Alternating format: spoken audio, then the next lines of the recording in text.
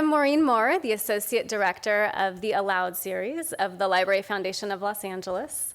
10 years after his death, Roberto Bolaño's name rings much louder than an echo. He is alive in many ways beyond his words. Hailed as the voice of Latin American contemporary literature, the Chilean poet and writer left us at the young age of 50.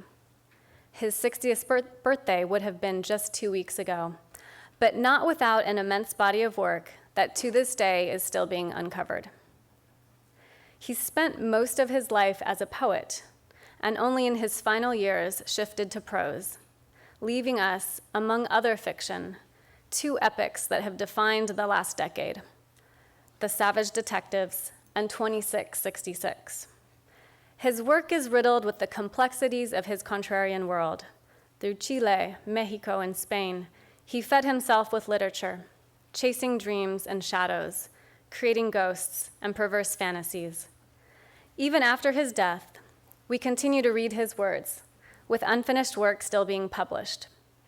Perhaps that is because his own story is unfinished, the one that we, his readers, are still writing. That is our prompt tonight, and the voices who will contribute to the discussion are the ones who hear the echoes and see the shadows, who have given meaning to the words. A publisher, a critic and writer, a poet and translator, and a Bolaño biographer give shape to what was and what will be of this man, this myth, this Roberto Bolaño. Tonight we are joined by Monica Maristein, editor, journalist, and writer. In 2010, she published the last interview conducted with Bolaño, included in New Directions' posthumous publication, Between Parentheses, available for sale tonight. She is the author of the 2012 Bolaño biography, El Hijo de Mr. Playa, Una Semblanza de Roberto Bolaño.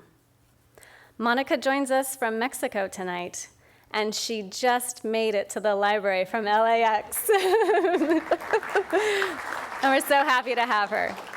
And she'll also be speaking tomorrow at Leala.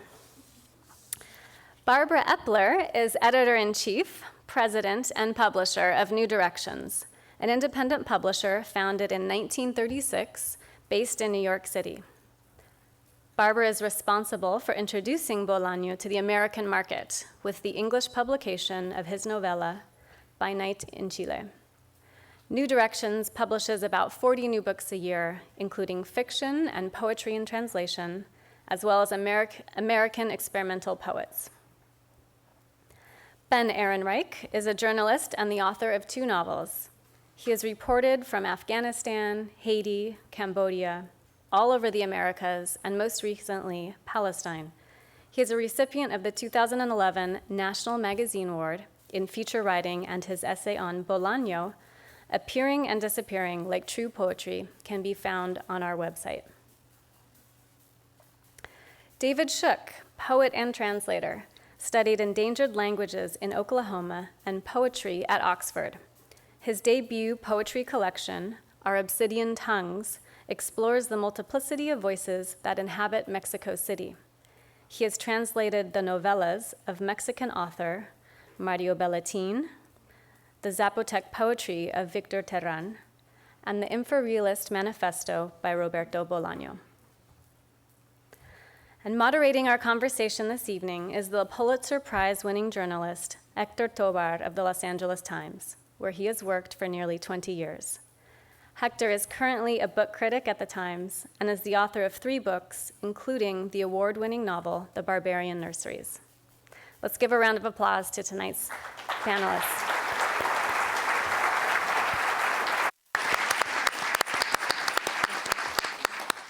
Thank you, Maureen. Thank you to Aloud and to the Central Public Library for having us, this wonderful event in celebration of a dead writer. A very unusual event, and yet one that's appropriate to a city that values so much literature and especially its Spanish-speaking roots. And in talking with Maureen before this and talking with some of our panelists, it seemed that we wanted to bring, Don Roberto to the event. And unfortunately, we couldn't quite fit a Ouija board here or have a seance. But we decided that we should have his voice in this event somehow. And so we decided with David that we would read a little bit of his work, a very short passage of his work. And David, can you tell us a little bit about this particular piece that we're going to read and where it comes from and when it was written? Certainly. This is Bolaño's Infrarealist Manifesto. It's called Leave Everything Again, after a Breton quote. And he wrote it when he was very young, in 76, which would have made him probably 23. I'm not sure what time of year he wrote it, but it's in the spirit of the Latin American avant-garde, Ora Zero from Peru, and a lot of those guys. He incorporates even lyrics from Patti Smith, from the Mexican rock band Los OVNIs, and it's a glimpse into the mind of a very young Roberto Bolaño. And I'm going to read in Spanish. Yo voy a leer en el castellano y David en inglés. Entonces esto no necesitan you don't need the headphones for this. No, you don't need if you're listening to the translation. Nuestros parientes más cercanos, los francotiradores, los llaneros solitarios que asolan los cafés de chinos de Latinoamérica, los destazados en supermarkets, en sus tremendas disyuntivas individuo-colectividad, la impotencia de la acción y la búsqueda a niveles individuales o bien enfangados en contradicciones estéticas de la acción poética. Our closest relatives, the sniper, the solitary plainsman that pillaged the Chinese cafes of Latin America, the supermarket butchers and their tremendous disjunctive individual collectivism, the impotence of action and the search at individual levels are all muddy with aesthetic contradictions for poetic action. Y la buena cultura burguesa, y la academia, y los incendiarios, y las vanguardias, y sus retaguardias, y ciertas concepciones del amor, el buen paisaje, la corte precisa y multinacional. Como me dijo Saint-Just en un sueño que tuve hace tiempo, hasta las cabezas de los aristócratas nos pueden servir de armas. And good bourgeois culture, and the academy and arsonists, and the vanguards and their rear guards, and certain conceptions of love, nice scenery, the precise and multinational cult. Like Saint-Just told me in a dream I had a while ago, even the heads of the aristocrats can serve us as weapons.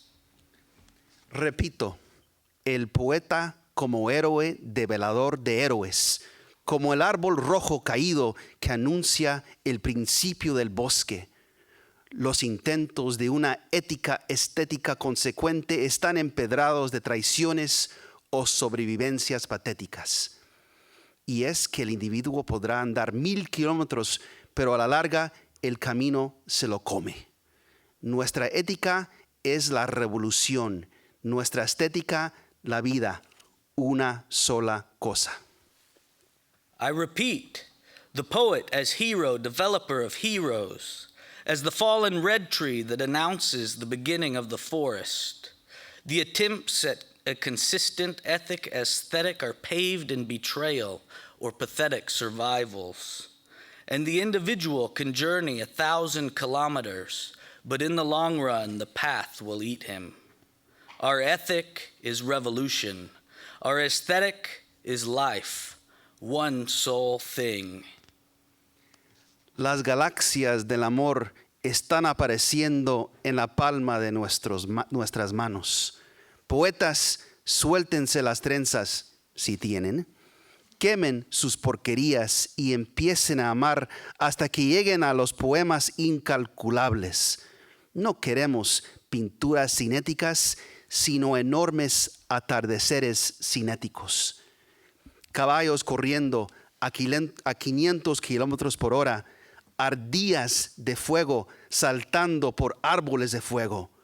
Una apuesta para ver quién pestañea primero entre el nervio y la pastilla somnífera. The galaxies of love are appearing in the palm of our hands. Poets, let your hair down if you have it. Burn your crap and begin to love until you arrive at incalculable poems. We don't want kinetic paintings, but enormous kinetic sunsets. Horses running at 500 kilometers per hour. Squirrels of fire jumping over trees of fire. A bet to see who blinks first between will and sleeping pill. So that's Don Roberto Bolaño. May he rest in peace.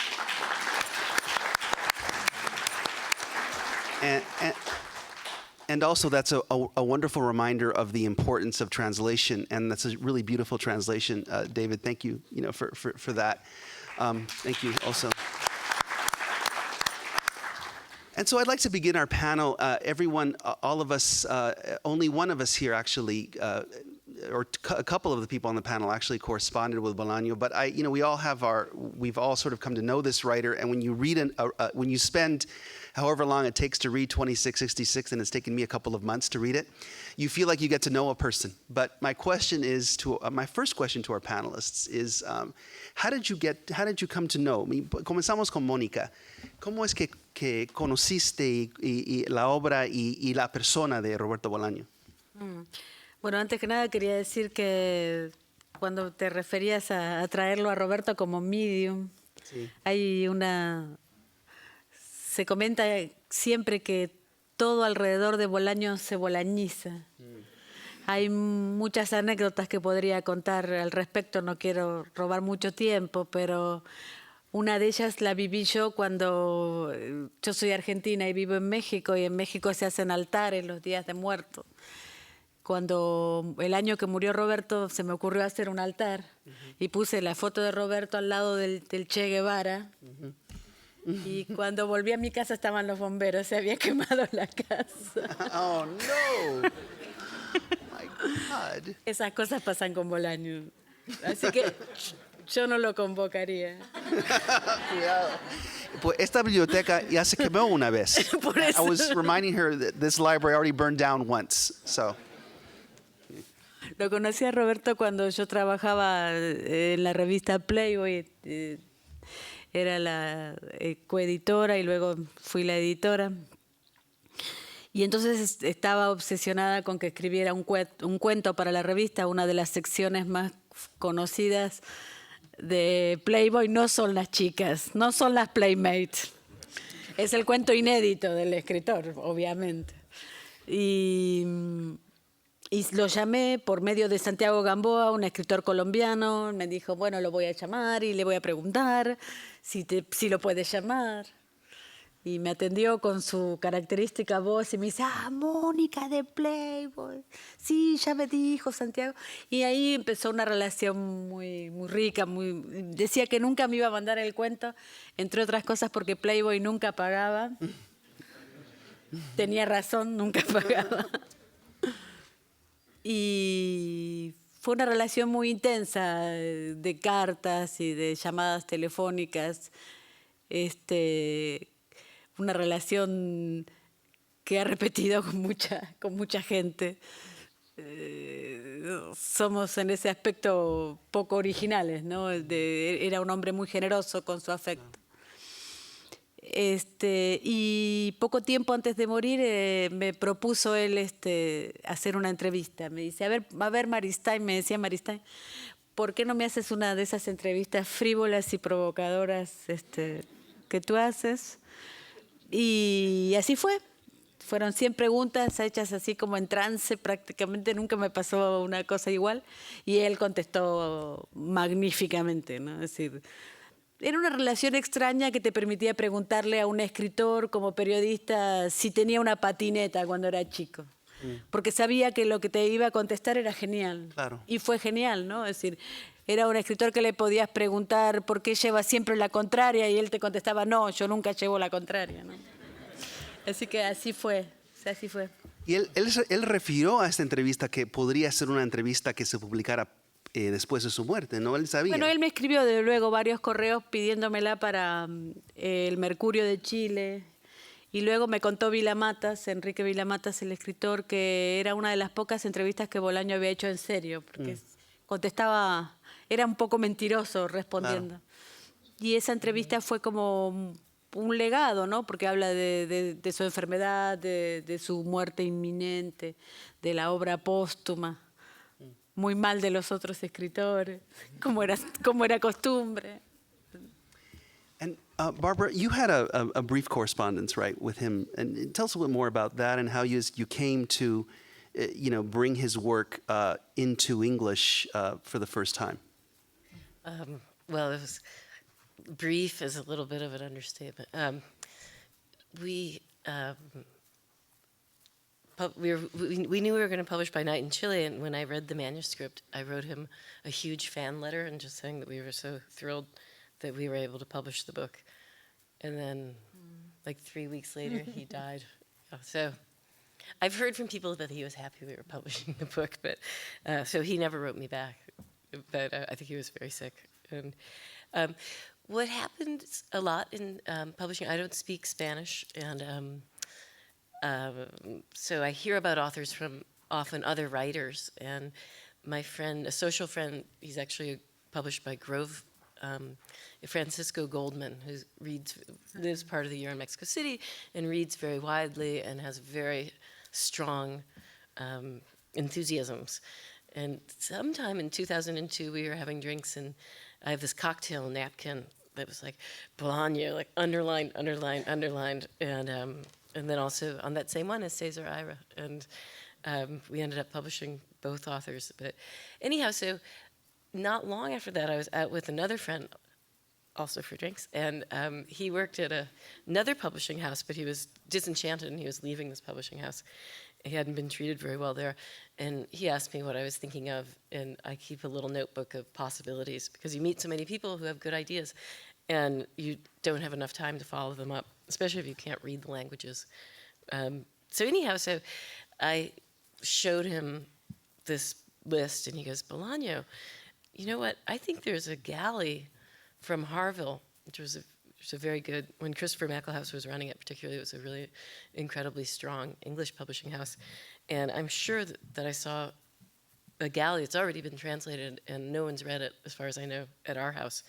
And so I wrote Christopher and said, because New Directions were small and independent, and so sometimes when a British publisher is looking for a partner, they're looking for a partner with a deeper pockets and more money, and you always want to get the most money you can. It's hard business. And so I wrote Christopher, and he very kindly sent me By Night in Chile in a galley. And I read it overnight, and I thought, oh my God, this is a very incredible book. It's not Francisco's favorite, and I know some people, it's not their favorite. I love it. Maybe it's because when you first fall in love with someone, you really love. I love this book very, very much. I know. No, creo que es el favorito de mucha gente, del escritor Rodrigo Fresán, el argentino, gran amigo de Roberto, habló muy bien de Nocturno de Chile, es su libro favorito. Es el favorito de Jorge Volpi también. No, mucha gente ama Nocturno de Chile. Herralde también lo quiere mucho. Sí. No es tan... Francisco's like, Francisco, who is like, that's not really Bolaño. That's not 266, Distant Star. Yeah. Anyway, I think Bolaño is very big and has very many incredible range of abilities.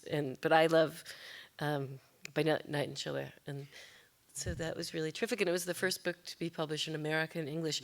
But as it turned out, I thought we were the first publisher in America, but Grand Street, which used to be this really terrific magazine that went down, it had 2 lives and then died, but they'd published 2 stories, and one of which I'd read, Telephone Calls, and then the other one is the basis of, or the seed of Distant Star, which was the second book we published, which is another incredible novella. And then we were doing Last Evenings on Earth, which are the stories. And by coincidence, what really helped with Bolaño was that the editor of Grand Street went to become the fiction editor of The New Yorker. And under her tenure for the last 10 years, her name's Deborah Treisman, you'll see much more translated fiction. She's been really terrific for world literature at The New Yorker. And The New Yorker's not for everybody, I know, but 1 million people see it. And so just to get the name registered, like we got a Cesar Ira story, it's just huge. So, and then unfortunately, we got so much attention, and it was at a time when Susan Sontag was still alive, that we sent her By Night in Chile, and she also read it overnight and said it's a masterpiece. And so that was a book that just broke out, and everybody reviewed it, and it was really Susan who put that across. But unfortunately, we made him famous enough that a larger publisher then got Savage Detectives in 2666. But we went on, almost as a consolation prize. The agent at the time was like, you could have all the little books. But the thing about the little books is they're really huge. I mean, they're really amazing books. So And Barbara, what is it you saw in this book when this is a novel that is essentially one entire long paragraph, and it's a man recounting his past and remembrances, 1950s Chile. What did you see in the book that really sort of stood out for you? Well, the weird combination, which I think continues through everything he writes, of incredibly beautiful writing, I mean, just extraordinarily beautiful writing and completely convincing.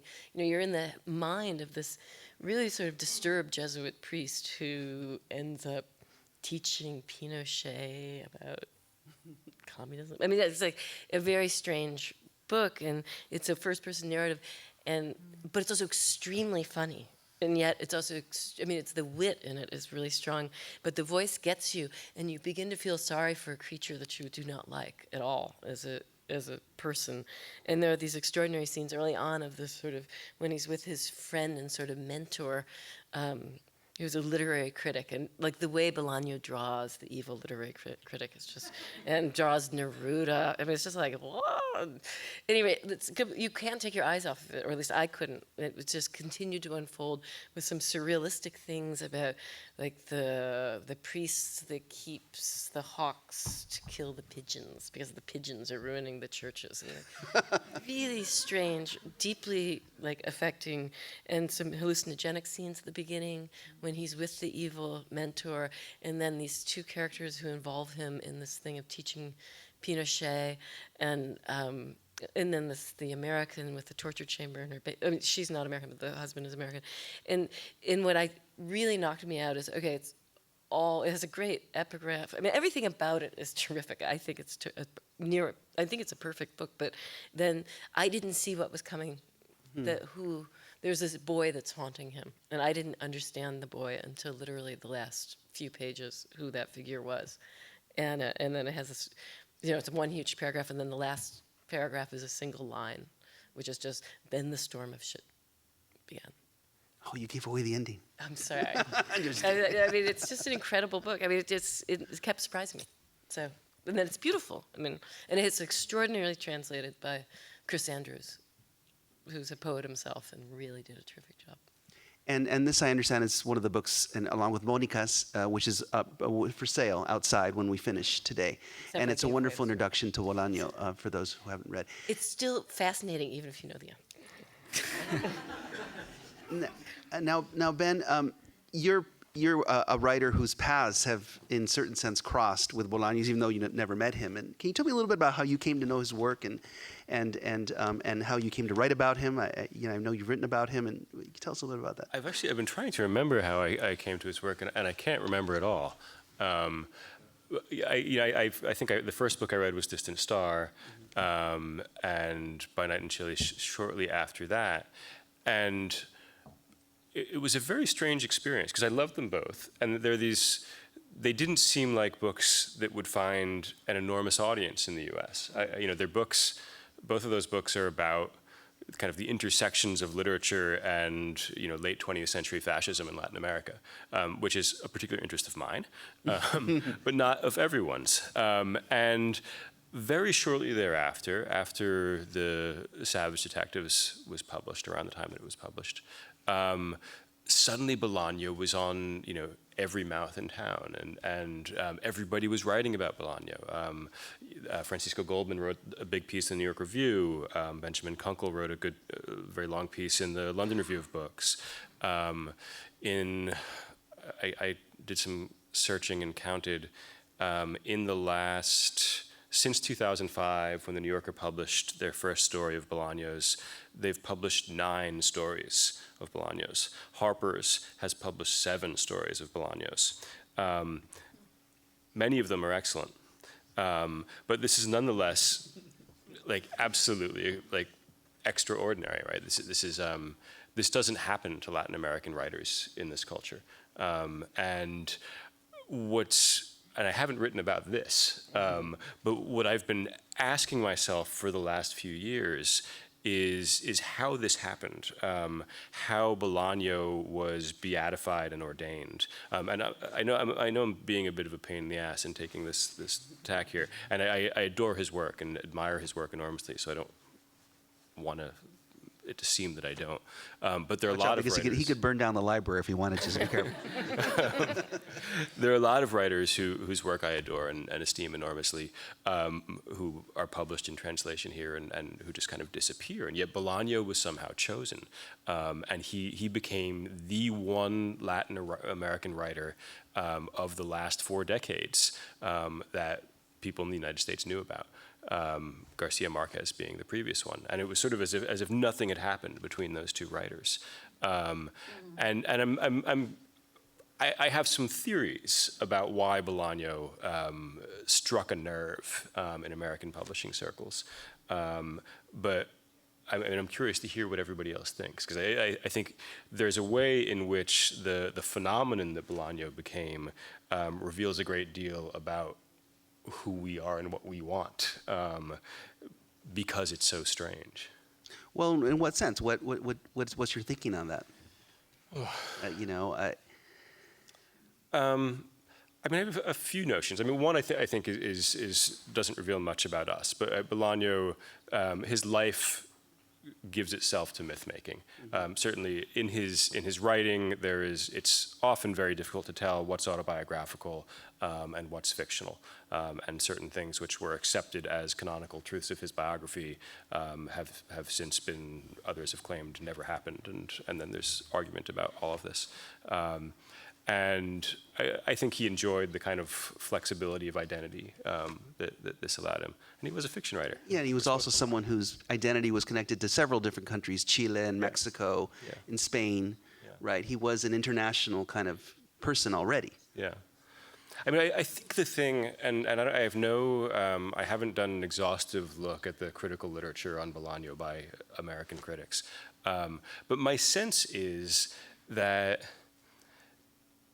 what made him resonate, and it was really from Savage Detectives on, and particularly Savage Detectives, I think, is, how can I say this?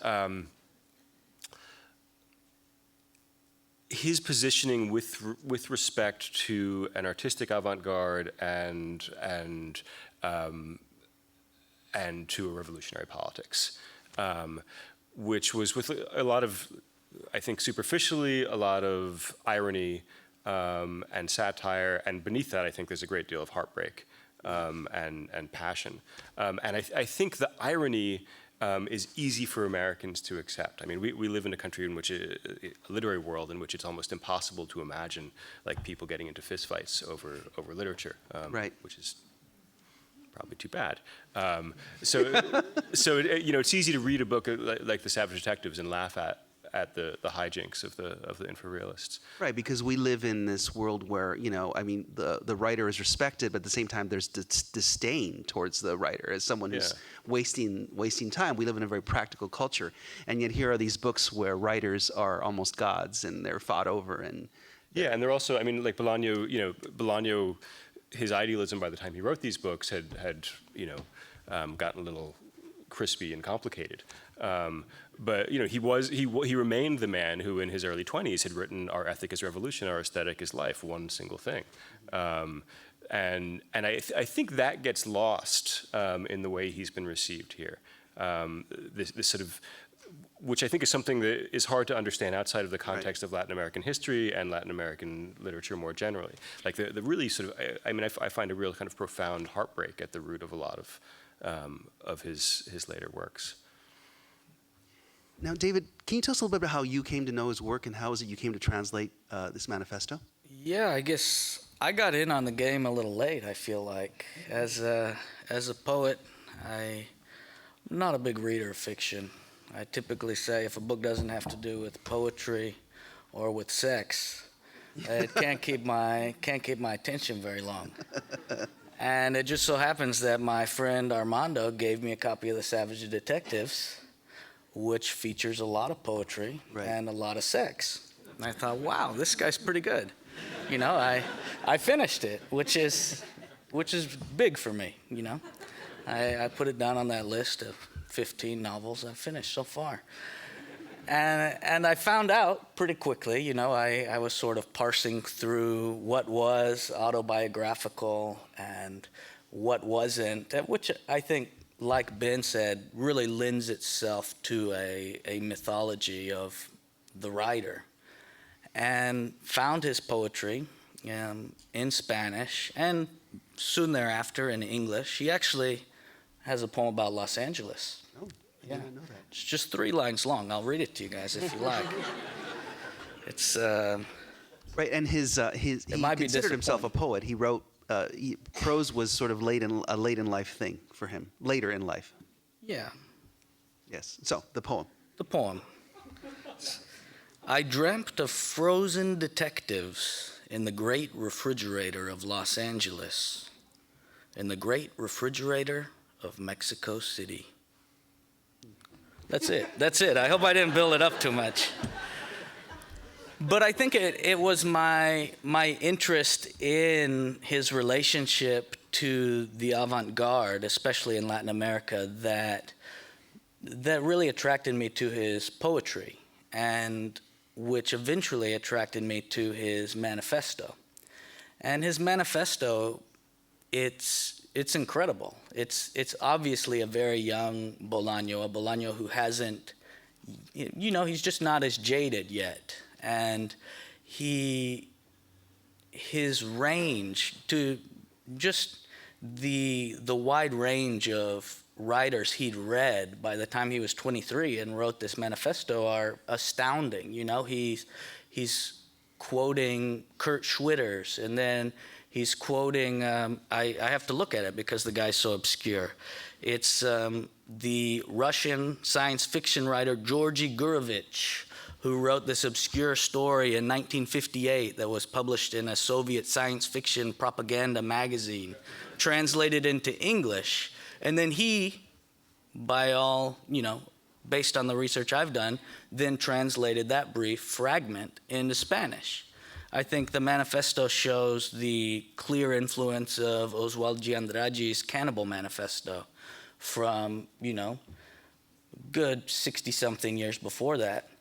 I think, you know, you see Hora Zero and the Peruvian avant-gardist, you see pataphysics. I mean, the thing is named after a quote by Breton, and the surrealists are there. I think just that wide range of reading inspired me and still inspires me.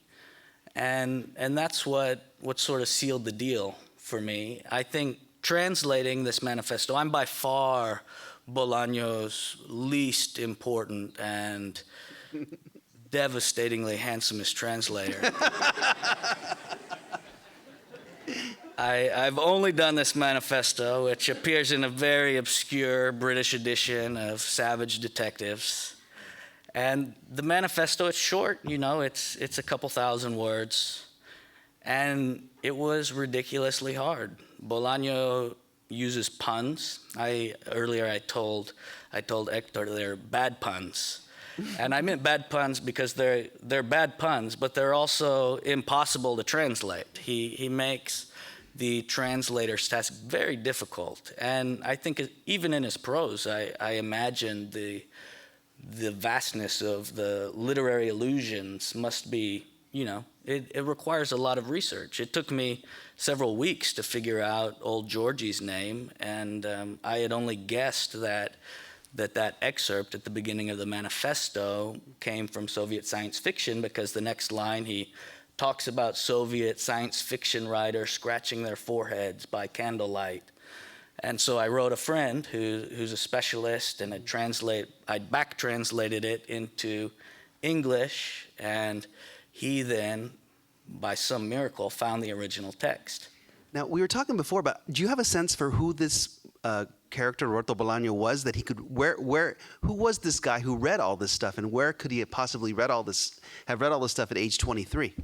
Where was he then? Was he in Mexico City? He's in Mexico City stealing books, basically. And, you know, I wondered, because I've heard from established Mexican poets like David Huerta, who gave a reading with Paz once, where some of the infrarealists stood up in the back. You know, I wondered if tonight we might have some contemporary infrarealists among us, you know, who would stand up and challenge Ben to a fight out in front of the library. But so far, they haven't materialized. Well, pues la persona, the person, Mónica, ahora ya 10 años después de tu entrevista, has visto cómo ha crecido este mito de Roberto.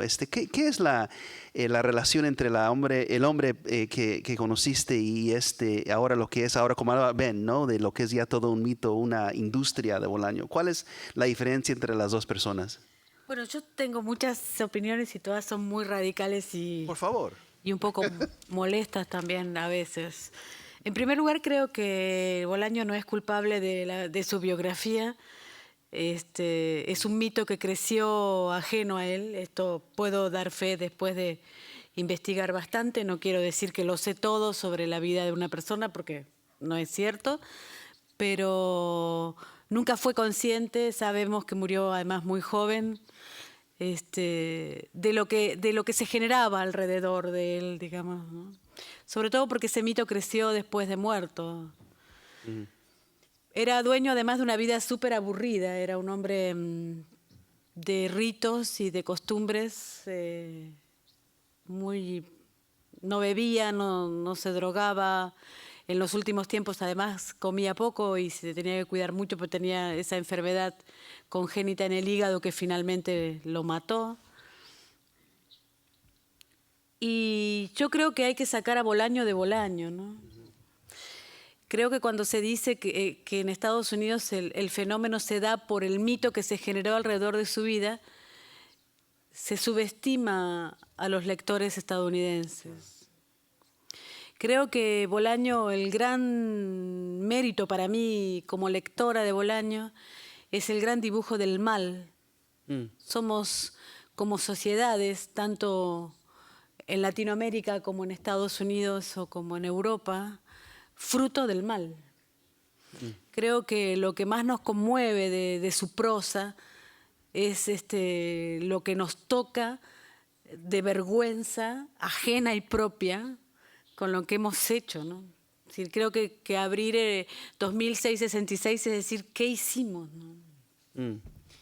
Creo además que hay un aspecto no estudiado de la obra de Roberto que es muy interesante y que tiene que ver con todo, con que se puede quemar esta biblioteca, que es el aspecto visionario de su literatura. Es decir, era realmente un visionario. Hay una entrevista que dio en la segunda vez que fue a Chile, en la televisión, en donde se quejaba muchísimo de la discriminación contra los homosexuales que había en Chile. Y los que leen las noticias saben que hace un año se asesinó a golpes, pero aparte como si fueran la Edad Media, a un muchacho en Santiago de Chile, la gran capital chilena, solo por ser homosexual. Es decir, tenía estas cosas, ¿no? Ni hablar del infierno que hemos vivido en México en los últimos 6 años, con la guerra del narco, que es la política estadounidense aplicada a las drogas que compró Calderón y la impuso, que dejó 100.000 muertos. Y Bolaño escribe 2666 en 2003, ¿no? Claro. Entonces, creo que es un aspecto muy importante de su literatura que hace que, para resumir, creo que Bolaño, gracias a Dios, está afuera de todos los que estamos acá, de todos sus amigos, de sus viudas, de sus novias. y vive y va a vivir en las nuevas generaciones. Son las nuevas generaciones las que nos van a ayudar a leer a Bolaño, a entenderlo, a comprenderlo, a disfrutarlo, fuera de todo este fenómeno del que uno también vive, ¿no? Porque finalmente yo estoy aquí gracias a ese fenómeno. Hice un libro que se llama El hijo de Mr. Playa y es la primera biografía de Roberto por ese fenómeno, aunque debo decir que mirando a los ojos de mis compañeros de panel encuentro a mis hermanos en ese deslumbramiento que tuvimos cuando leímos por primera vez a Roberto, ¿no? Es decir, a mí me pasó con Los detectives salvajes.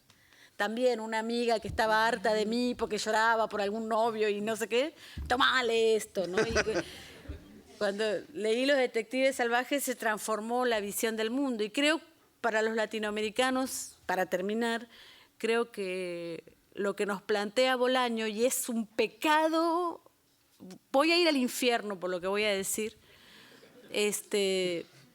nos ayuda a encontrarnos con Borges, nos ayuda a encontrarnos con Fowell, con un montón de escritores ocultos de nuestra literatura, sin pasar por el realismo mágico, por el boom, por García Márquez, autores que yo considero sobrevalorados y que fueron durante mucho tiempo nuestro único escudo, ¿no?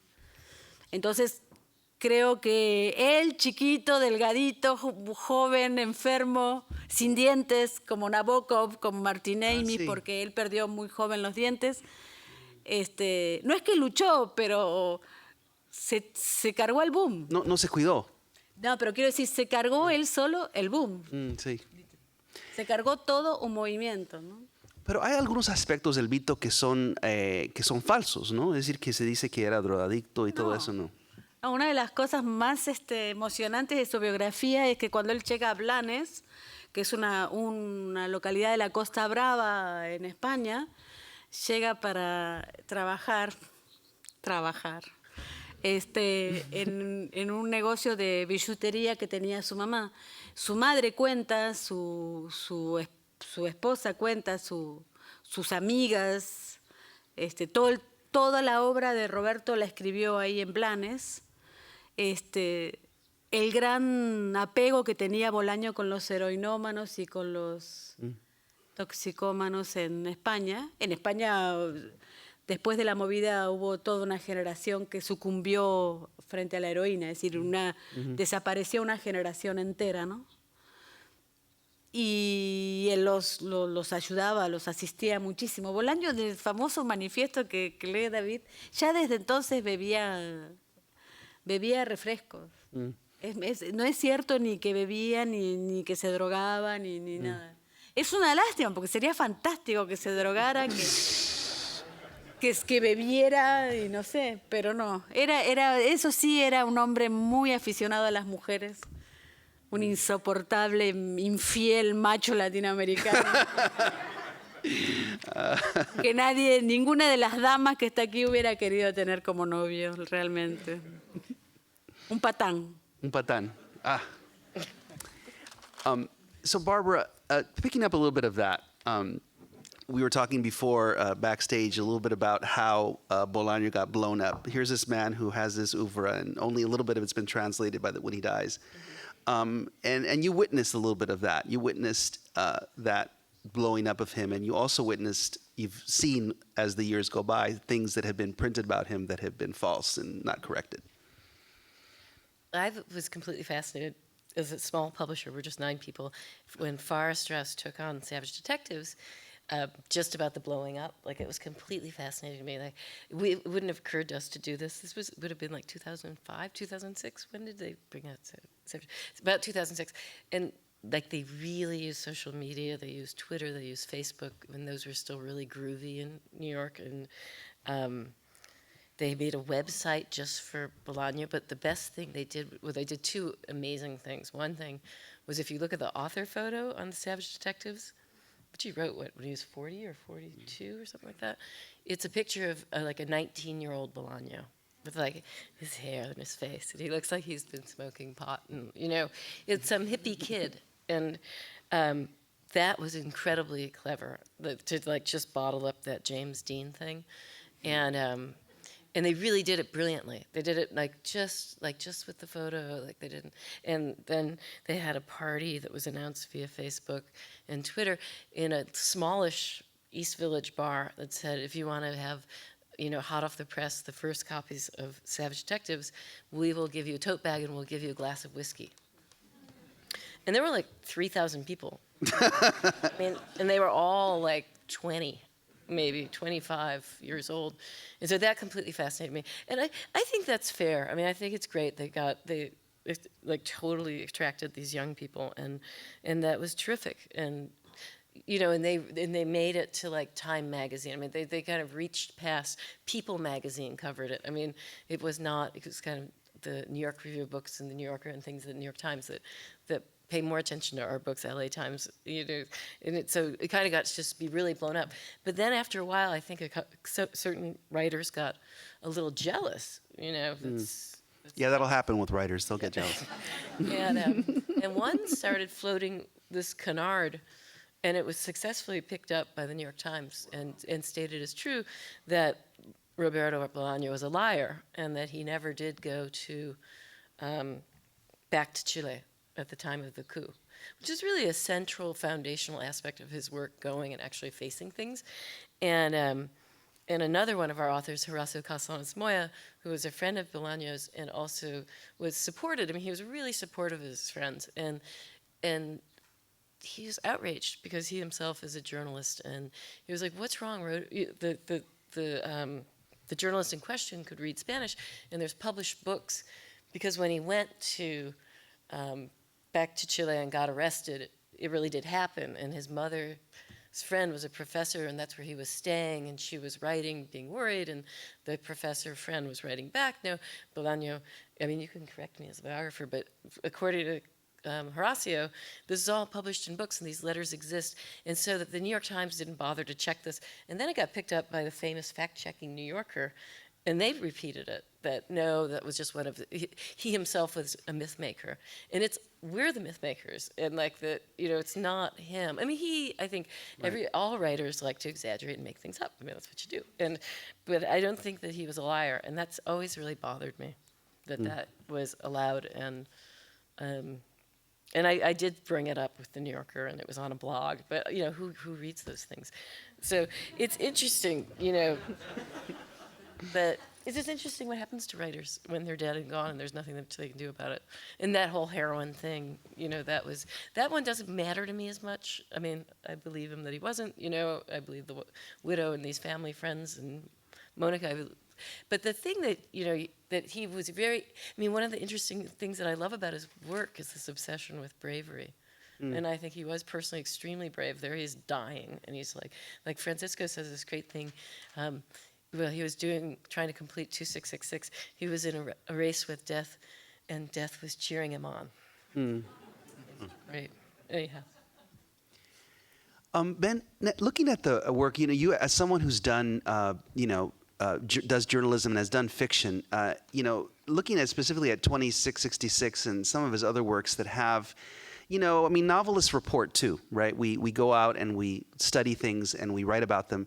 I was wondering if you could talk, if you had a chance to think about him as an artist and reporter, because there's this whole huge long section which a lot of people stop when they're reading 2666 about the femicides in the killing of women in Juarez, and it's devastating to read.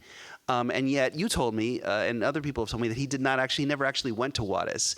And did you have what insights do you have on this on his technique and what he was able to do with, in this novel and others where he's based on, some facts?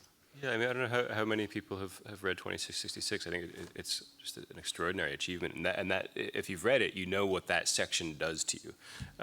It sort of takes over your life. And it has this awful vertiginous force. I mean, just this one death after another, each the more brutal than the last. And the landscape gets just sort of thick with death. And you really feel like the weight of all the violence of history building up there, which is what I think he wanted to do and did extremely successfully. And what's kind of amazing is, like you said, he was never there. He constructed that mainly through his correspondence with a Mexican journalist and novelist, Sergio González Rodriguez, who wrote the kind of canonical book about the femicides in Juárez, Huesos en el Desierto, Bones in the Desert. And he started writing to him and asking him about the crimes, but asking him just all the questions that he had to fill in the blanks and build this world.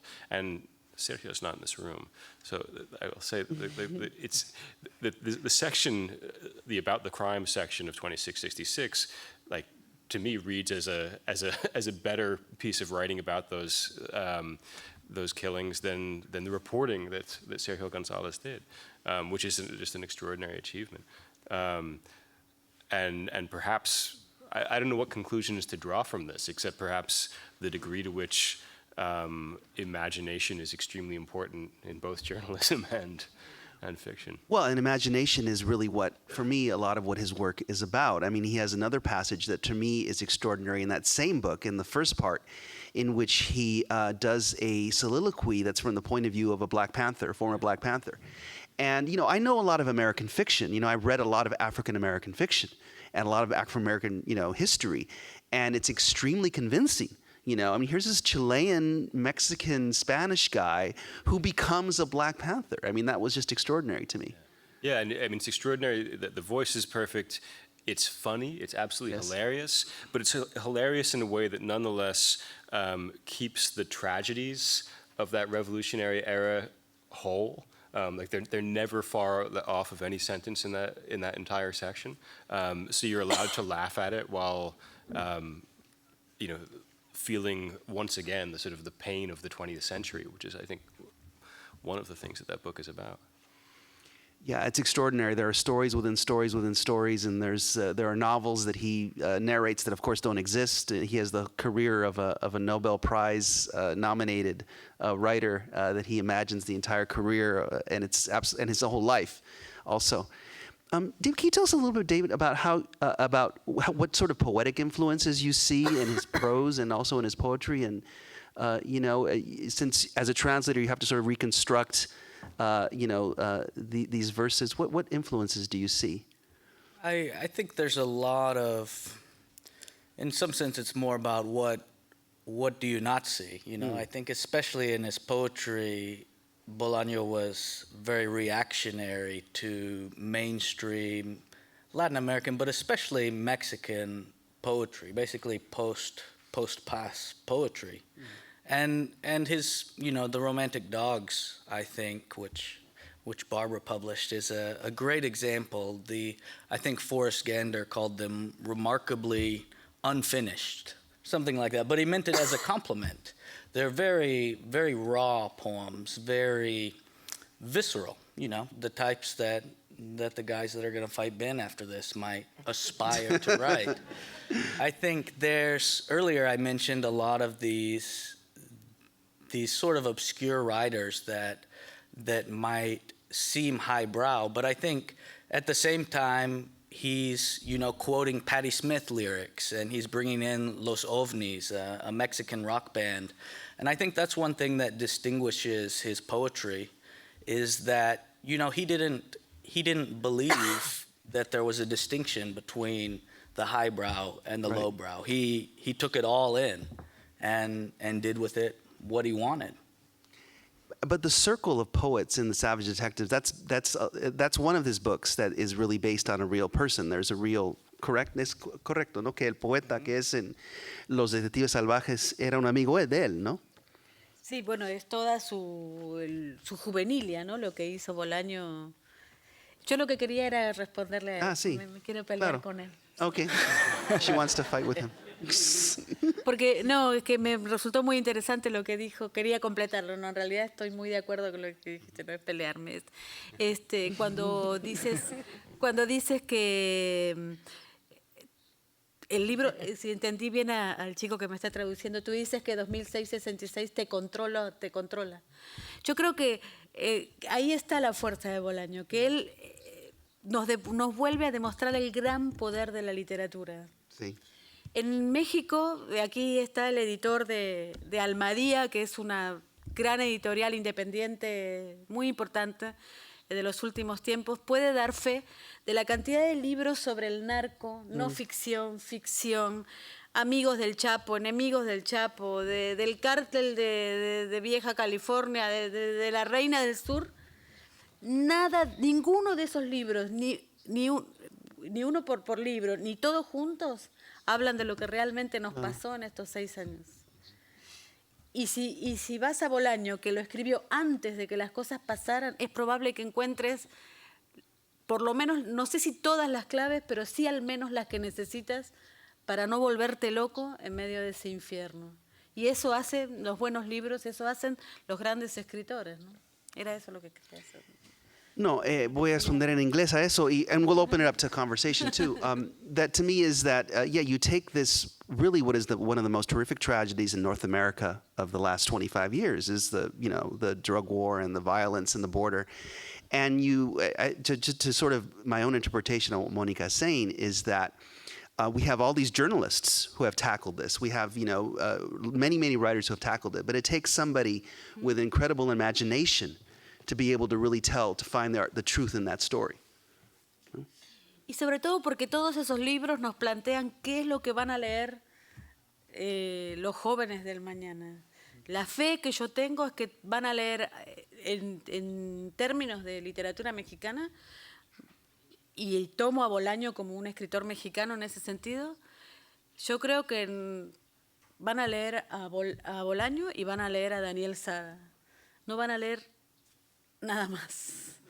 Y eso es muy interesante porque se está publicando muchísima literatura del narco, ¿no? Pero lo irónico de eso es que Bolaño leía a todos. ¿Me explico? Él no solo leía a 2 personas. No solo leía a Nicanor Parra o Neruda o quien sea. Él leía a todos. ¿No? Leía a todos, sí. I'm just pointing this out, that we have, she was saying that this is a writer who is one of the essential writers, but yet he was a voracious reader. He read so much. Sí, pero todos los escritores que uno tiene la suerte de encontrar son en general lectores más que escritores. No sé si pasa eso. En general es muy común. Digo, Rodrigo Fresán tiene una frase fantástica, es raro, es la segunda vez que lo nombro, no es porque sea argentino, pero él dice que una de las cosas más terribles que le pasan con la muerte, que está convencido, a pesar de que es argentino, de que algún día va a morir, de todos los libros que van a publicar cuando él esté muerto y que no va a poder leer. Y si te lo pones a pensar, es tristísimo. Por otro lado, Rodrigo Fresán era muy amigo de Bolaño y tú le preguntabas a los dos quién leía más de los dos. Y tanto Bolaño como Fresán contestaban que Bolaño decía, yo tengo el este y Fresán sí. tiene el oeste, ¿no? Y entre los dos leían todo. Barbara, can you walk me through a little bit before we're going to open up to questions here, the own history of New Directions, what you published by Night in Chile and what came after that? And, because I know you have, we also have between parentheses and several other works. Can you just tell me exactly what New Directions is published of, Bolaño? Yes. Okay, so By Night in Chile, Distant Star, Last Evenings on Earth, which was the first story collection, I just love this because those were taken from 2 books in the Spanish, which was Assassin Whores and Telephone Calls. And I just think, we didn't make the selection. His Anagrama, Harville, and Bolaño together made it to be appropriate for Anglophone readers. And then many years later, we published The Return, which was the other stories from both of those collections, and they're all about sex. Like, it's clear The Return is all about sex. I mean, every single one is about sex, necrophilia, prostitution, but every kind of sex. And it's clear that the British publisher didn't want to publish those stories. And so Last Evenings on Earth has fabulous stories, but anyhow, that's just interesting to me. So then we did, after Last Evenings on Earth, we did Amulet, which is a really terrific story, often kind of derided because in parts it seems like an outtake from Savage Detectives, but he didn't think of it that way at all, and it's a terrific, really beautiful novel. We did The Insufferable Gaucho, which is the last thing he wrote, right? yeah, the last thing that he oversaw the publication Yes. of it, and it's the first time that essays came into English. There's 2 really landmark essays in there, and 5 some of his very, very best stories, and Monsieur Pain, which is another great, great novel. And he's very, very important. After Amulet, actually, I should go back, it was Nazi Literature in the Americas, which is this fantastic made-up encyclopedia of North and South America, not fascist writers. And it's fantastic. It's really, really great. Yeah. It's one of my favorites. And then we did The Return, which are the sex stories. We did The Romantic Dogs, which would have been, I'm sorry, I'm getting all out of order. That would have been after Amulet and before Monsieur Pain. And that was his first collection of poems. And that did really well, and that was kind of riding the wave of the 2666 and the Savage Detectives. People were very curious then because of those poet hero boys, like what his own poetry was like. And it's also really great because his books, for people who read Spanish, weren't up to that point very available, or they were extremely expensive. And so it was the first time Spanish language readers could really have an inexpensive paperback of his poetry. And so that sold really exceptionally well for a poetry book. And it's en face with the English and the Spanish. And then we did Between Parentheses, which is his collected essays, and what else? And then we are about to publish his collected poems, The Unknown University, which is this like Wow. more than 950 too, right? pages. Yeah, that's also bilingual, which is, please buy it. It was so it was so expensive to produce. Printing bills. And we just decided to buy the Lumpen Novelita, which is something else he published during his lifetime. And it's very complicated because there is so much in the archives, but I find it easier when I'm pitching to reviewers and trying to describe to bookstores. It helps a lot to say, not to discredit the stuff that is being found in the archives, but it's very helpful to me to be able to say, he chose to publish Lumpen Novelita. Oh, and we also published Antwerp, which is a short, very poetic novella, which is also, he considered poetry, so it's also inside, it's odd, it's also inside The Unknown University. So I'd say we're up to about 12 books. Wow. And they're all really, really remarkable. And a couple of them, particularly like Monsieur Pain and Amulet, because of this, people got, the reviewing community as well as the bookstore people just felt inundated. It was a lot. It was a lot of Bolaño. And even though his super hardcore fans bought them all, I feel like maybe we should have spaced them out. But we have them on term licenses, and so it's hard not to feel like, oh, we should get them out. And so. Barbara, can I just ask a quick question? As a translator, I wondered how, I know you guys have published poetry translated by Laura Healy, but most of his prose is more or less split, right, between Natasha Wimmers and Chris Andrews. How did they divvy it up? Was there a...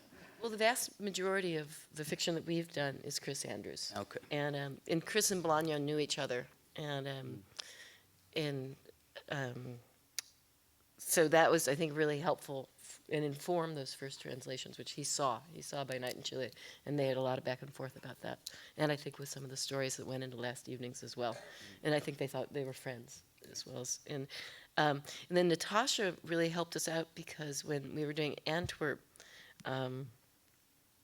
she was done. She was done with her 2 big books, and Chris didn't feel like he was quite the right translator for Antwerp, which is a very interesting, strange prose poem as much as it is a novel. And so Natasha wanted to do that. So Natasha did that. And then Natasha did the collected essays. But the vast majority of our fiction is with Chris. Can I just be a pain in the ass one more time? Please. You should all go out and buy every one of those titles, as well as everything else on New Directions lists. And but I just want to pose the rhetorical question of when the entire literary culture can only afford to focus on one Latin American writer every 40 years. Like what happens to everybody else? Like, who are we not reading? Because we're all sitting here talking about Bolaño, and what are we not thinking about? What are we not talking about? Right. What perspectives are we not getting? And this is, like, you publish a lot of the people that I wish we were also talking about. But I think there's something very dangerous about the way celebrity culture focuses the way we look at literature. And just had to say that. Yeah, why don't we have our panelists answer that question, and then we'll go to questions from the audience. What would Bolaño be reading, or what more can we read? I mean, Bolaño, loved the people he loved so much. Like, he was like, and I feel really fortunate because he's a constant gold mine now for our books, because we published Borges, we published Cortázar, we published many of the people he loved in other languages too, like Rimbaud, Nicanor Parra, Huidobro, Enrique Lin. I mean, we have these books, and now every time we reprint, there's something else Roberto Bolaño said about these people. And it's not just Spanish language authors. So he had a really wide and interesting fascination with all languages, and anything he could get his hands on. And so I'd love to say that he's also wrote fabulous things. He loved Nicanor Parra, he loved Borges. He had a very mixed relationship to Neruda at best. He's one of our best-selling poets. He had a very mixed relationship, but with Javier Marias, up and down. But then he loved, well, not always, but mostly Cesar Ira he loved. He really loved Horacio Castañeda. You were speaking about Fresson. A lot of people he's helped bring into English. Some of the Farrar Straus authors that are published, I think, are published because of Bolaño's great interest in them and an endorsement of them. I mean, he was kind of a machine for endorsing his friends. And the friends didn't have to be living friends. Some of his friends were writing in the 14th century. So he was terrific. I mean, that's the kind of author you want to publish because it cross-pollinates. And Ben's right. I mean, it's a pity that, but he's opened doors. I have to say, I can't believe the New Yorker published a Cesar Ira story. And a really crazy Cesar Ira story. I mean, they're all pretty far out, but really far out one. I mean, I sent them 3 stories. I was like, well, that's the one they're never going to publish. And it was like, so, it's interesting, and Harper's did a big story on Ira, and Horacio's books, especially the first one, got a lot of attention, and he's well on his way to becoming an established writer. That said, none of those people have hit this kind of superstar glamour. And I don't know what the answer is. We do everything. I mean, we jump through hoops. We try everything we can think of. Mónica, ¿querías responder? Sí, yo soy muy, muy mal pensada y entonces creo que, por un lado, es cierto que en Estados Unidos la literatura latinoamericana solo fue leída a través de la clave del boom, ¿no? Pero también es cierto que la literatura latinoamericana vivió una esclavitud con el boom. Editorial. Yo he visto y he sido testigo, y dolorosamente testigo, de terribles desprecios, horribles desprecios de parte de los tótem literarios latinoamericanos hacia Bolaño. El único escritor del boom, el más joven, el único escritor presente, además revolucionario literariamente hablando, aunque aplicado a Vargas Llosa, decir revolucionario es una ironía, fue precisamente Mario Vargas Llosa, el único que de todo ese grupo se abrió y dijo, hay que leer a Bolaño. Y fue muy gracioso porque la primera vez que habló de Bolaño dijo Bolaños, que viniendo de Vargas Llosa, todo un erudito, realmente fue como llamativo. Tan desconocido por entonces era Roberto, ¿no? El resto del establishment literario, desde Antonio Escármeta hasta Sergio Ramírez, estoy dando nombres, me pueden llevar presa en la puerta, niegan a Bolaño. Le hice una entrevista una vez a Antonio Escármeta y me dijo que al que había que leer era a Junot Díaz, no a Bolaño. Y cuando le comenté eso a Junot, me decía, esos escritores machos latinoamericanos que se peleen entre ellos, pero que a mí no me metan. Wow. Mucha envidia. Yo creo que Bolaño genera mucha envidia. Creo. Well, I'd like to thank our panelists for their comments, and it's been a wonderful discussion so far. And now we're going to open it up for questions from the audience.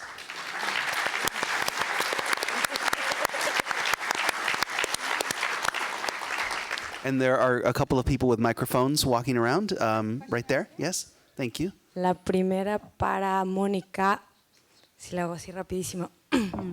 Should I say in English or en español? Cualquiera de los dos. Ok, tuve la fortuna de pasar el verano en la Ciudad de México y en una de esas extrañas caminatas por la Condesa muy tarde por la noche.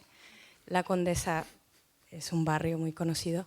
Me encontré a Juan Villoro, que era amigo y es un escritor contemporáneo de Bolaños y que lo conocí, me parece que era como cuate de él cuando estaba en la época de los inflas realistas y tal.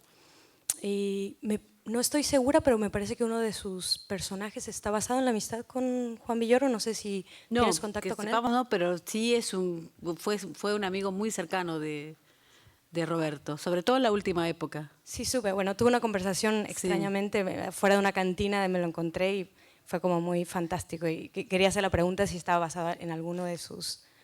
No, Juan Villoro habla mucho de Bolaño, fueron amigos muy, muy cercanos, se quisieron mucho y tanto él como Fresán son dos personas que en este momento han decidido dejar de hablar de Roberto.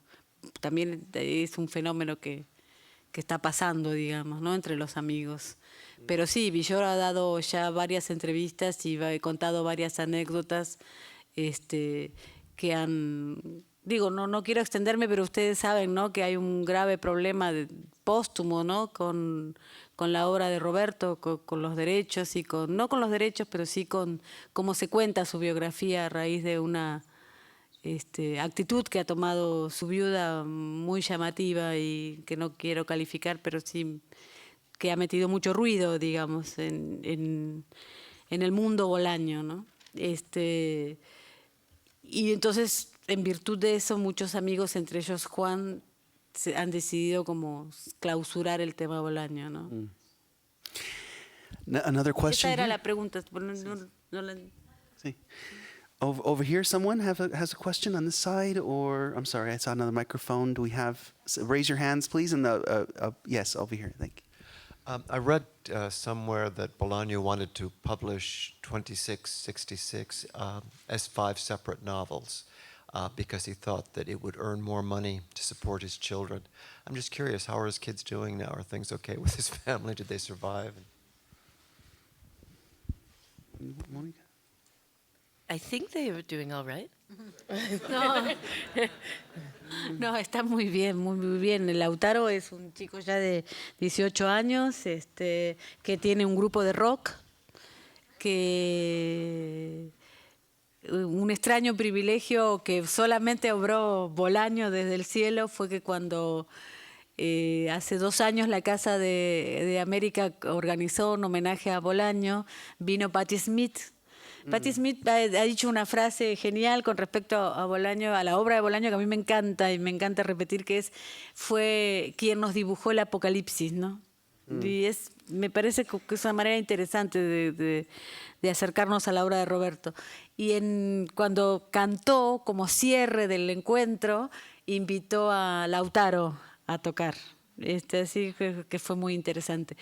La obra de Roberto está generando, por cierto, supongo yo, muchos beneficios, y su viuda adoptó una postura muy firme, inesperada, que fue sacarle todos los derechos a Anagrama, su gran casa editorial, y venderlos a Andrew Wiley, que es un agente que le dicen el chacal, así que con eso digo todo. Y ahora hay una cosa muy triste que está pasando con la obra de Roberto, que tiene que ver con... Roberto estaba separado de su esposa durante mucho tiempo antes de morir, y tenía una pareja que todos conocen y que todos estiman y que es muy conocida y como parte vital de la vida de Roberto. Y no se sabe por qué, pero en un momento determinado la viuda de Roberto decidió como borrar esta historia de la biografía, ¿no? Que no cuestiona los derechos, porque en realidad Carolina López es la albacea oficial, nadie puede discutirle eso. Y entonces hubo una muestra ahora, hay una muestra ahora en Barcelona, una exposición que tiene que ver con los 10 años de la muerte de Roberto, y entonces todos los amigos de Carmen, la última mujer de Roberto, no aparecen, entonces toda la biografía es fragmentada a tal punto, es así, que no aparece anagrama en la exhibición, no aparece Ralde. Que fue fundamental en la vida de Roberto. No quiero vender mi libro, pero sí. Pero ellos sí aparecen en el libro. La última entrevista es a su última mujer. Es realmente terrible lo que cuenta. Y chiquitito cuento la anécdota de que todo se bolañiza, fue muy difícil convencerla para que estuviera en el libro. Cuando nos encontramos en una esquina, choca un motociclista con un auto y entonces Carmen, que es toda una mujer así grande, solidaria, se va a ayudarlo. La segunda vez, cuando finalmente convencemos y la empezamos a grabar, viene un muchacho y nos saca todos los teléfonos celulares de la mesa, de la Rambla de Barcelona, y todos corriendo atrás del ladrón. Cuando finalmente la convencemos, el relato de Carmen es estremecedor. Como está Carmen en la biografía, no está Carolina. Por eso el libro se llama Una semblanza, porque no pudo ser una biografía entera, porque si falta su mujer, obviamente, ¿qué tipo de biografía es, ¿no? Pero Carmen, el testimonio es de la mujer con el que estuvo el último día, ¿no? Cuando Roberto comienza a descomponerse, y pone la anécdota es muy conocida, pero es contada por ella, es estremecedora. Pone en el equipo de música una canción que se llama Lucha de Gigantes, que es un himno a la vitalidad, cantada por un compositor español que murió muy joven, trágicamente, por la heroína, es decir, todo un escenario. Y cuando llega al hospital, ella lo lleva al hospital para ya nunca salir, ¿no? Entonces era un testimonio fundamental, no podía faltar. Entonces lo que está pasando con Roberto es esto, que si vas con la esposa te cuenta una parte, pero si vas con la novia te cuentan la otra, ¿no? Algo habrá hecho mal en la vida para que ahora póstumamente le estén pasando estas cosas a Bolaño, anda a saber. Tenemos tiempo para una pregunta más. One last question we have time for. Over there. Yo hablo mucho. Sí. I was just, when you talk about Bolaño as visionary, something I'm really interested in is how he treats fascism in North America, and you see it in several books. And I'm just opening it up back to you, how you feel about it and what you see the threads are that he saw. Question. Are you a fascist? Just so we can know where you're coming from. I'm the only one wearing a hat. Any of our panelists want to tackle it? I think the thing that's really chilling about the earliest novels is how hard he was trying to figure out what happened. So that you have these narrators and protagonists who are entirely complicit, and he's trying to figure them out and to figure out what their relationship was to writing, to literature, and it's all extremely tangled and unpleasant, and there's not a whole lot of possibility of purity in what he's describing. It's a really painful, almost airless world, which I think we then see again in 2666 in the chapter about the crimes. I think it's interesting too that, like, even though he shows how terrifying 2666 is just so horrible, but that he also, I don't know, Muriel Spark always said the best way to deal with the devil is to ridicule him, and there's a lot of ridicule of fascism overtly. I mean, not the femicide thing is a different part. I mean, it's part of it, but that is not ironically handled. But like people who embrace fascist ideas, like in Nazi literature, and some of the characters in his two big books, they're brilliantly ridiculed, and I do think it's like the best way to deal with people. Well, thank you to our four panelists. Thank you to the Los Angeles Public Library and to Aloud and to our wonderful interpreters. And please, books are for sale. And thank you all so much for coming.